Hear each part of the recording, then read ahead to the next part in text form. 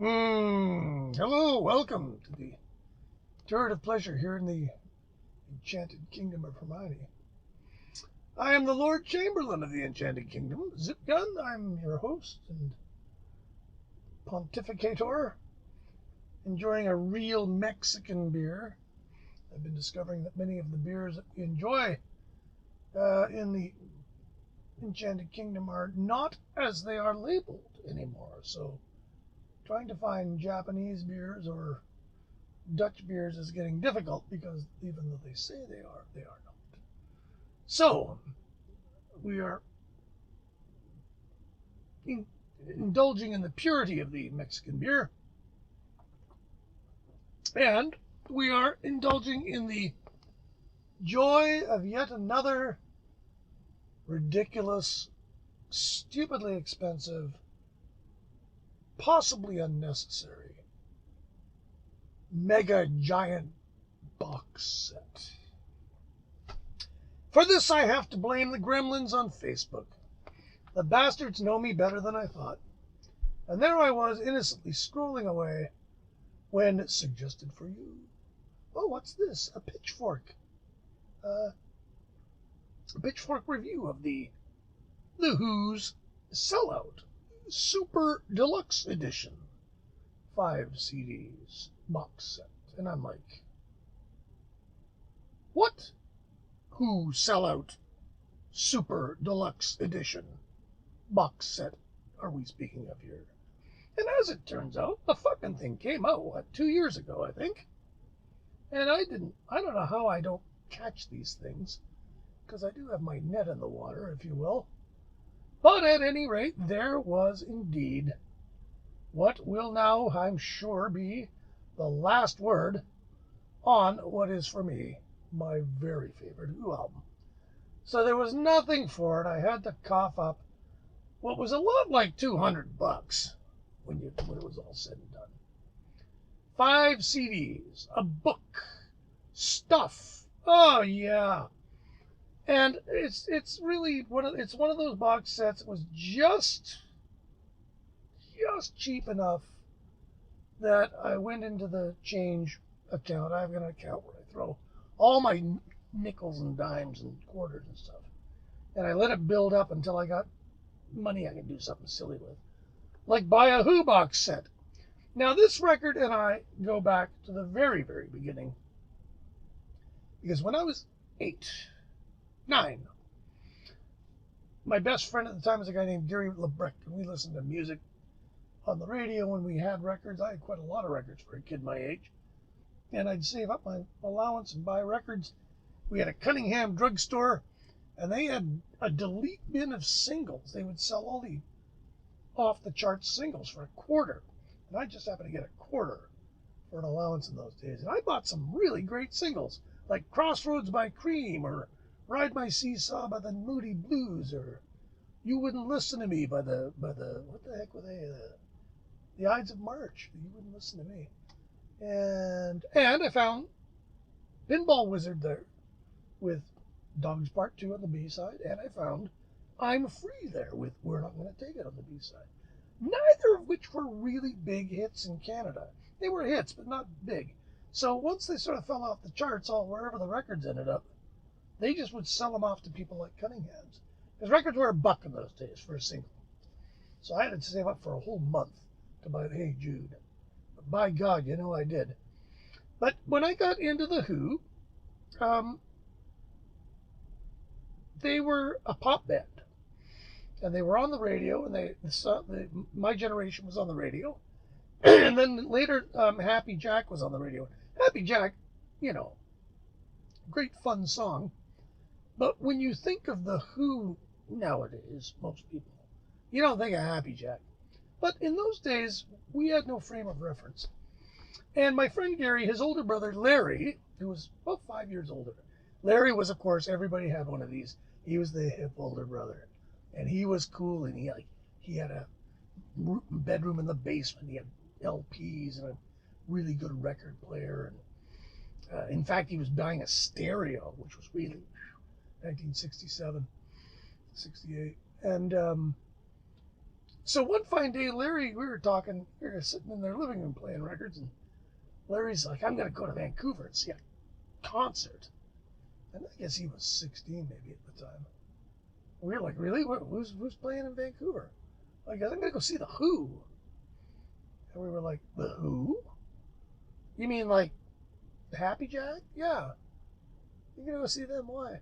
Oh, I don't know. I got friends going. I don't remember why he went over. I think he just was going over with some friends or whatever. And we were like, oh, that's kind of weird. Why would you go see The Who? Because they had no reputation of anything in those days. They'd never played North America. And our whole vision of them was from their British singles that got the British singles that made it to America. Anyways, he comes back the next day and he's like, oh my God. Oh. We're like, what do you mean? He goes, they were insane. Like they were the most amazing band. You've never seen, they smashed everything up at the end of the gig. And we're like, what? What do you mean? No, the guitar player took his guitar and just smashed it into fucking kindling. The drummer kicked all his drums over, and they just fucking wrecked everything at the end of the show. And we didn't believe him. We thought he was full of shit. Until he got the Vancouver newspaper and there's this article, The Who smashed all. Whoa, what? And so he had just bought, because it had just come out, this was March the 1st, 68, I think it was the gig. And there's actually a thing in here. I'll show it later. And yeah, he had just bought their new album, The Who Sell It, which had just come out. And the new single on the radio was I Can See for Miles. And it was good. We were like, okay. Now we get it. So one thing led to another, and I was like, boy, Larry. And Larry had just bought himself a stereo. So he had to go buy the stereo version of Sellout. And he had this mono copy. And I said, I'll buy it off you. Because I just had a little mono record player. So I bought it off him for the princely sum of $4, which really is a fortune. And it took me forever to pay him off. But it was my first ever used record. There you go. And I absolutely fell in love with Sellout. And Sellout is one of the great rock records. One of the part of the bedrock of rock music, if you will. And it's such a creative solution to a really silly problem, which was they didn't know what to do. They had all these fucking songs that were all over the map, and they needed to make a record, and they needed to make a record soon. And so they came up with this idea of making it like a fake Radio London broadcast, if you will. Anyways, I had the mono version of Sellout on LP for what seemed like a million years. And it's one of those records I know every second of it off by heart. And finally in the 90s, I finally thought, this old beat up record. Oh no, somewhere in about the 80s, I found a copy of the double album that came out in North America that MCA put out where they put the albums out. Was it, I forget what was with this one. A quick one and Sellout, or was it Happy Jack and Sellout? Anyways, one of those twofers that they made, which were terrible pressings, terrible packaging. It was the stereo mix, but it must have been like a safety master. It sounded like ass, and it really killed the record for me. Because for a long time, that was the only copy I had, was this 70s reissue on bad vinyl.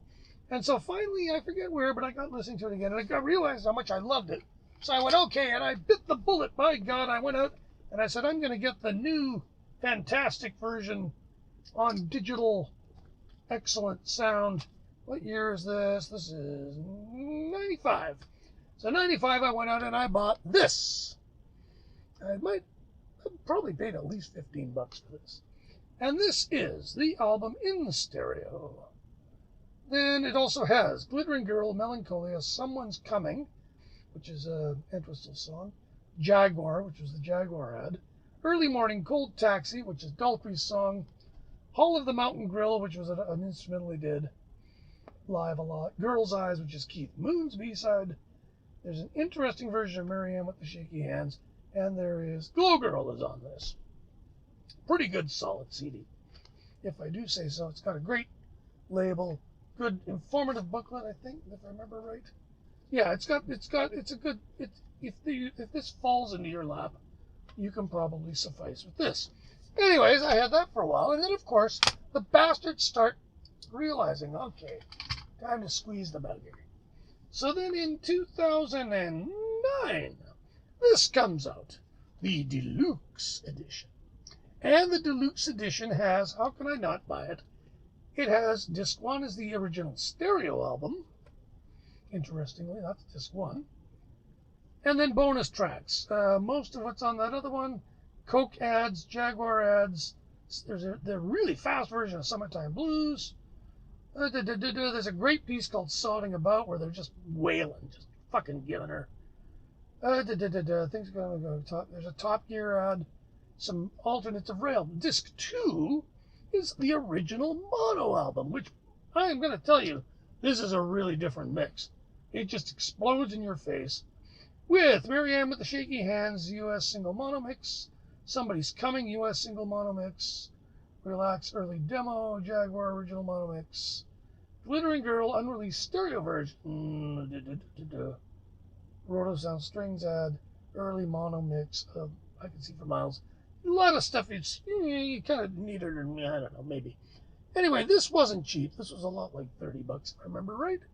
But that was, I thought, if I die, that is a good enough last word for me. And there you go. So now, the fuckers at Facebook say, it doesn't look like he knows about the really expensive one. So there it is. It pops up. I order it. It was here in 3 days.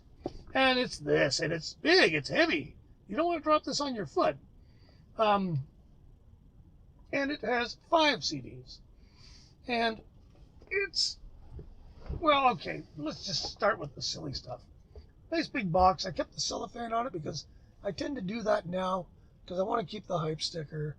And I usually would just cut the hype sticker and keep it, but I thought, fuck, why not just keeps it from getting, if I spill a drink on it, nothing will happen. And you get this thing, and then you get the book, both of which are of reasonable heft. And I'll start with the box, which is what it took me a while to figure out what this was. UMC Monolith. Yeah, they're good for something, these guys. I gotta give them that. Anyway, you open up the magic box, and there's all kinds of great graphic stuff. Woohoo! Poster bills, blah, blah, blah. And the only problem is keeping it open. And we're going to have to kind of... So you get, and this made me laugh. So for the collector vinyl nuts, of which I am not one, you get not one, but 2 7-inch singles in picture sleeves. But, now this is the weird part.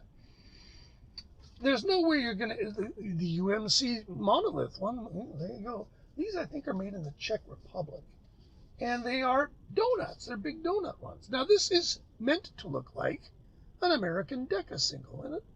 And it's pretty damn close. The font is correct. I mean, I'm being totally nerdy here, right? But other than the Polydor UMC logo on the rainbow there, which was kind of unnecessary, but, maybe they had to do it for whatever reason. And this is the UK single mono mix of Magic Bus with the US single mono mix of Dr. Jekyll and Mr. Hyde, which is in here somewhere. John Entwistle's Crazy Song.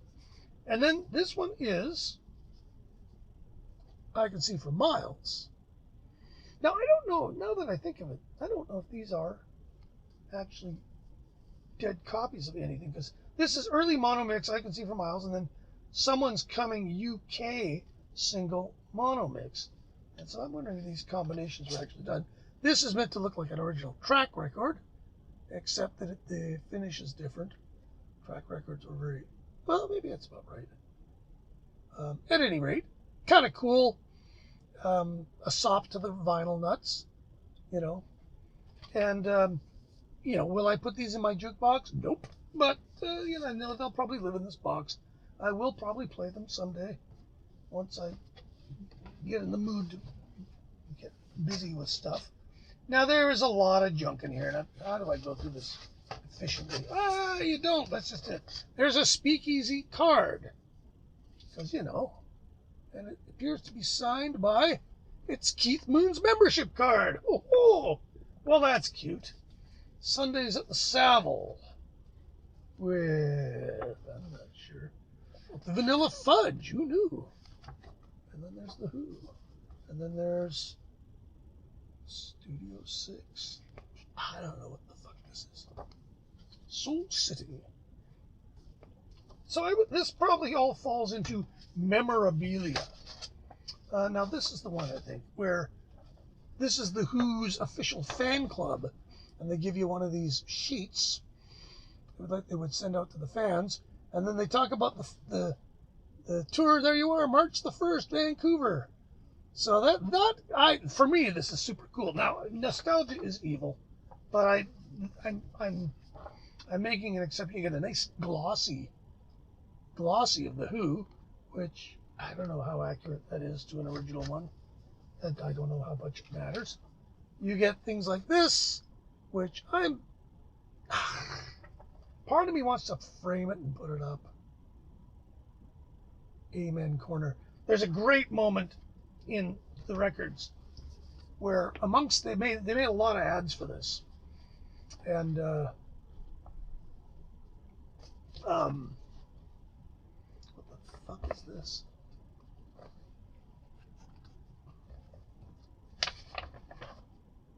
This is a gig poster with, oh god, come on, I get to open this, so let's just see here. October 30th, probably 67. The Marmalade, the Tremolos, the Herd, Traffic, and the Who. Bucket Cooks. You know, I mean, the hedonist in me wants to put these up on my wall. I don't know what that is, a bumper sticker. Is it sort of glowy? Yeah, it's a reflective bumper sticker. Sure. And then there's the psychedelic poster. This is some notoriety in some circles. I can't remember why exactly, but come on, don't tear it. But there you go. So for nerdy record collectors who, you know, are just gaga about the Who, this is a real treasure trove. For guys like me, I'm happy to have it.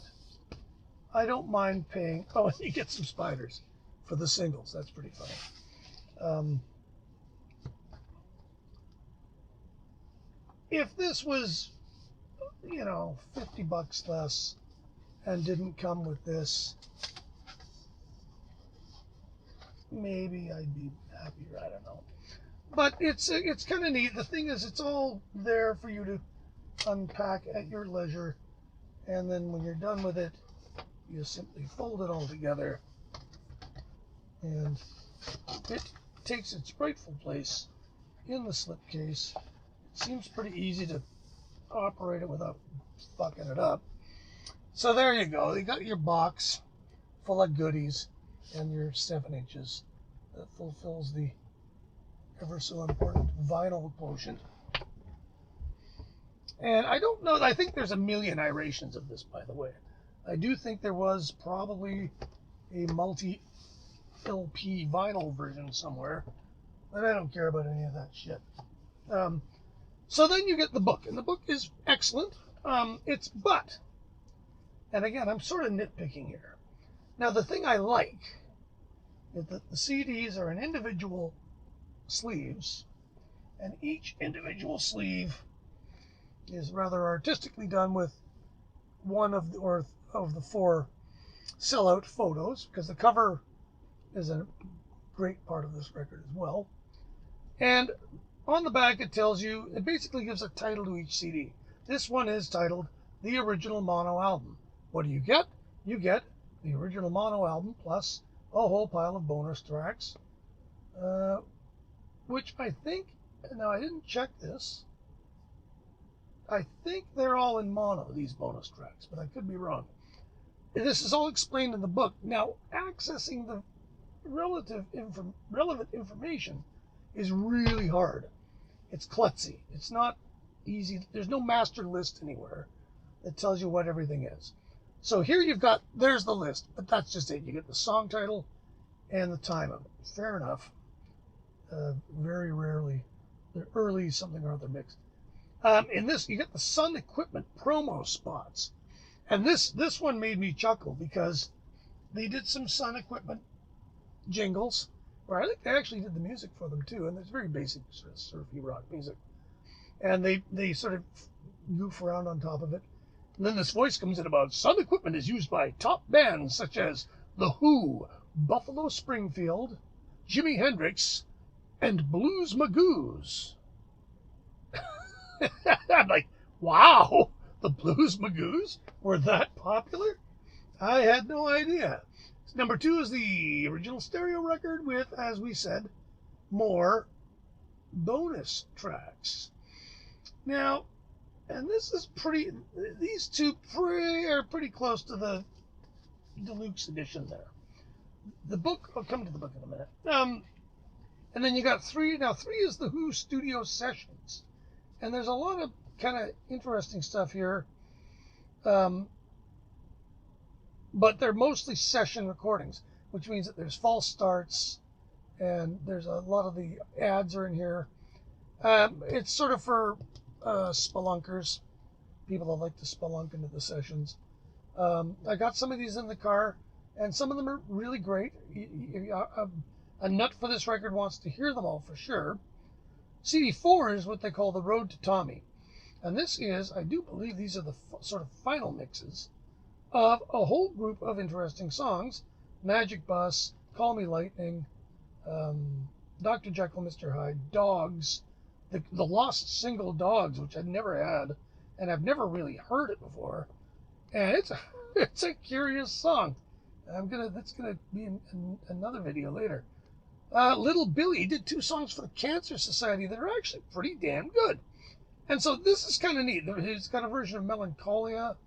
And a lot of this stuff is, again, remember, there's the Sellout album. None of these are on Sellout. And then there was Tommy. And so this is all in the middle. There's probably another album of really solid Who. And especially all these fucking B-sides. Because they had a deal with their publisher. I think it was their publisher, where the publishing money got spread out between the 4 of them, provided that each of the 3 members other than Townsend wrote a B-side, or wrote 2 B-sides. So, because Townsend was writing all the hits. So he'd get the A-side, and one of the other 3 would split the B-sides. Well, John had lots of songs, no problem there. Keith wrote maybe 5, I think, over the course of the entire career of The Who. And Roger wrote, I think, 1.5, one of which is on this, and it's not a bad song. I don't think it actually made it onto a record. Early Morning Cold Taxi, it's called. But, yeah. A lot of really interesting stuff on number 4. And then number 5 is the Pete Townsend demos. So, Kids, Do You Want Kids? Relax, Glow Girl, Glow Girl. Inside Outside USA. Now, where is that? That's more than once in here somewhere. Inside Outside USA is really cool. It's a song about touring the USA, I think. And it's pretty great. Anyways, so they've set it out well so that as a listening experience, I knew this was going to happen. Bag of Nails fell out of the box. Now I got to take the box apart, put it back on. Maybe I can just slide it in there like that. Yeah. Okay. So the book. Now the book is, again, the photography. This is to die for if you're a big fan of The Who. I love The Who from this era. Once Tommy kind of made them a deep band, if you will, I started to lose interest because it wasn't as savage and kind of punk rock as this era. And so you get this book. Okay, there's The Who Sellout article by Pete Townshend. Okay, there you go. So that's good. So you get that from the horse's mouth. It's not very long. It's very chatty, very good.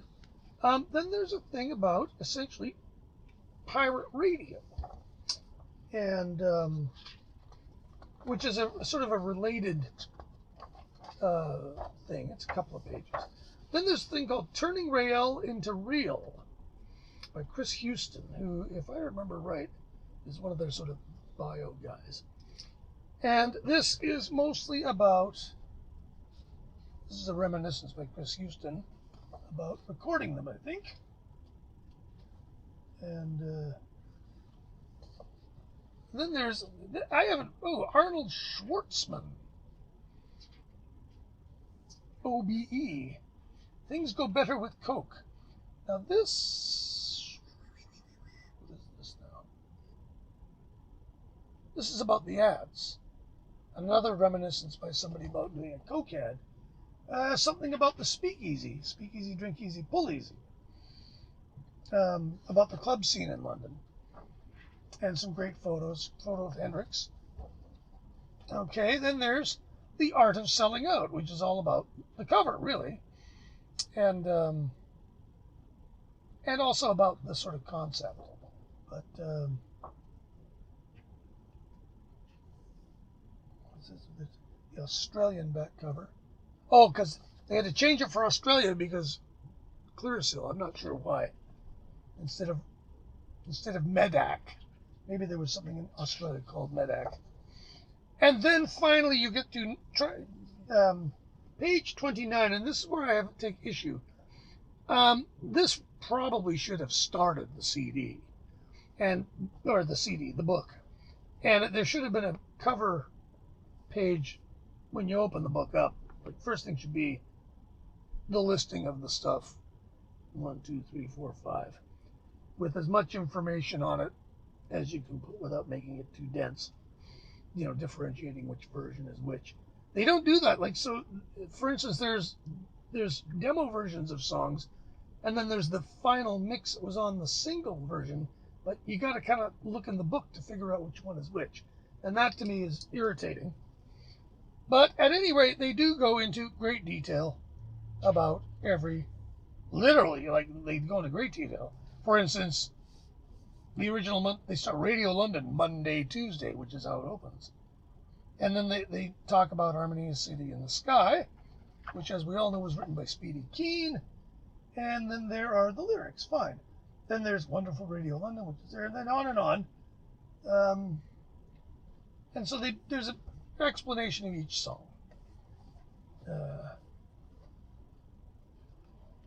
Okay, so then, now what happens when you get into the second CD is I think they don't, rather than, duplicate everything, I think they just sort of pass over, don't they? Let's just see. And the other thing is I'd like to see something here that tells you where you are in the CDs, because it's easy to get lost. So Silas, we're still in the mono version, aren't we? Okay, bonus tracks. See here, you got what CD am I on? And very good descriptions of everything.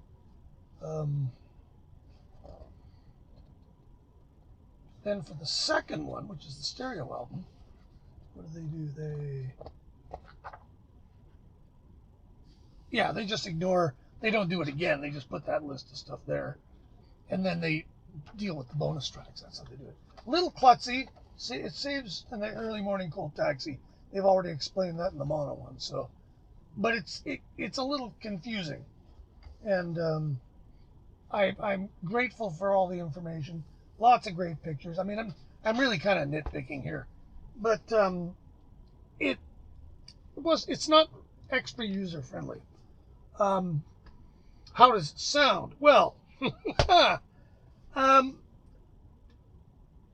all I can say is that the mono mix, I'm sure it isn't, but it sounds distorted as fuck to me. And it just sounds raw and hot, and it sounds like tubes. And the remastering job that's done on this is exemplary. The separation of the instruments is like, I wish I still had that stereo copy of the original album, because that was the worst piece of dog shit audio.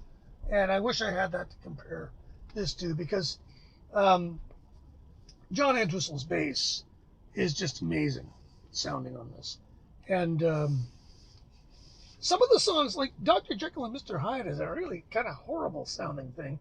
It's just brittle and dense and awful. You know, it's like it doesn't really have any fidelity to it at all. But then there's things like Sodding About, where they're just jamming, basically.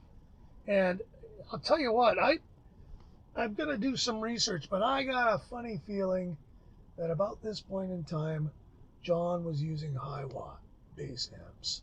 And if that's the case, that makes him, John Wetton, and what's his name? Schulman from Gentle Giant as three guys that played through high watt bass amps. And these three guys all had bass sounds to die for. But at any rate, so I am that sucker. I went and fucking bought it. And I actually thought about it for maybe 5 minutes, maybe.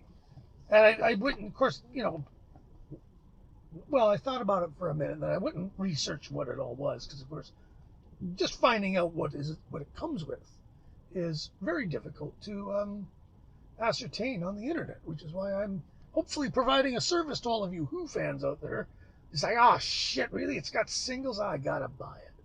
Yeah, no, it does. It has vinyl. But as a musical document of what is to me a completely seminal record, this absolutely is going to take some beating. They're coming out with a Who's Next box soon. $400, 5.1 mixes, you know. But I don't know if I'm going to spill $400 for Who's Next, because that was after they had become the Who, the important band. This is when they were still the kind of scrappy pop band that were they were almost like punk rock. And yet I was never forbidden to buy a Who record. I was forbidden to buy Rolling Stone records, because they were fun. They were cute and fun, and they could sort of poke fun at themselves, and yet there was a lot of really good writing, good lyric writing in this box set. And this was an amazingly fruitful period for Mr. Pete Townshend. And some of the songs, like the single Dogs, it's this complete left field thing that just comes out of nowhere. And it was done, if you look at the chronology of when the stuff was all done, it was just this little side jag for like a day or something. And Melancholy is another one where it's just a lot of the stuff wouldn't have fit on this album, as far as emotionally. So there really is an extra record in here, minimum, and all the great Entwistle songs. They're all great. There's about 5 or 6, I think, in here, and of course you get the fruits of this weird thing where they all had to write B-sides. So it gives you everything. There's almost no live stuff on it. In fact, there's maybe 2 songs. And that's fine. I don't want live stuff in this. I want studio stuff. No doubt there's live stuff from this era coming out. One wonders if anybody did a decent recording, because it would have been that tour would have been chaotic as far as sound reinforcement goes, 1968. But this takes me back. Boy, does this make me think back to when I was a kid discovering this band.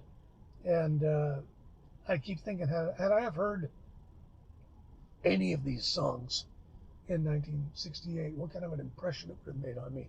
Had I have heard Dogs, which wasn't even released in North America. And the funny thing was, the B-side of Dogs was released in North America as the A-side, which was Call Me Lightning, and it didn't do anything either. A lot of their singles didn't do that well over here.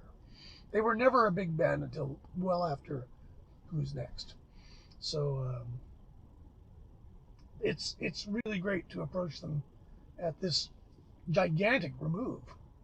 I mean, it's 50 years, and this really is the last word. If you like these guys, buy it. You won't regret it. Anyway, there you go. I am that sucker. Another one for the coffee table. Don't forget to hit the subscribe button and the and the notification button, and we'll make sure you get notified. And the Microphonic Fool and I will endeavor to provide more entertainment product for you as we can. And look after each other, and we'll talk to you later. Take care.